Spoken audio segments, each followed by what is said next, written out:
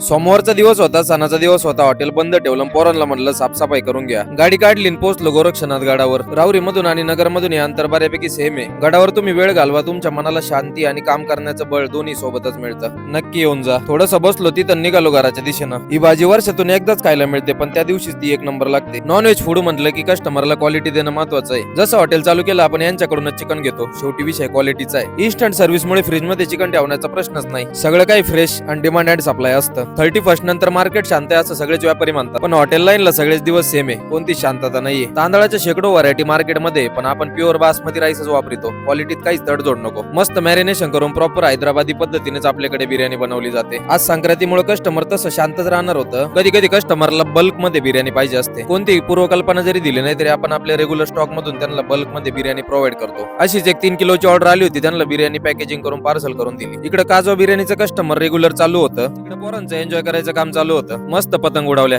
बाकी संक्रांतीच्या सगळ्यांना हार्दिक शुभेच्छा.